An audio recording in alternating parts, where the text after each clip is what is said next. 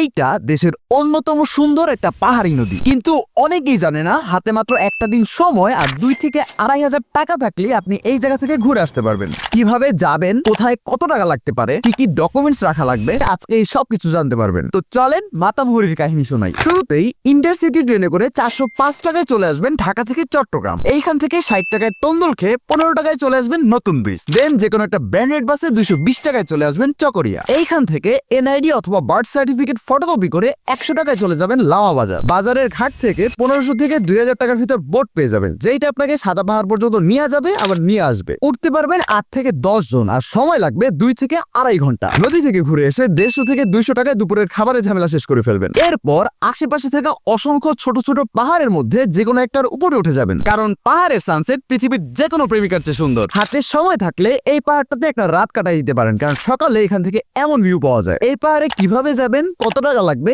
এইসব আমাদের বায়ো থেকে দেখে নিন। আর এই প্ল্যানের পিডিএফ সহ একটা ডিটেইলড ভিডিও আমাদের বায়োতেই দেওয়া আছে। সে যাই হোক, হাতে সময় না থাকলে সানসেট দেখে আবারও 80 থেকে 100 টাকায় চলে আসবেন চকরিয়া। চকরিয়া থেকে 800 থেকে 1000 টাকায় যে কোনো ঢাকাগামী বাসে উঠে গেলেই সকালে এসে আবার ক্লাস ধরতে পারবেন। এইভাবে প্ল্যান করলে 2500 টাকা মোর দেন এনাফ। বাকি অন্ধকে ফলো করে দেন, কারণ ভবিষ্যতে 1 মিনিটে ট্যুর প্ল্যান করতে আপনারই কাজে লাগবে।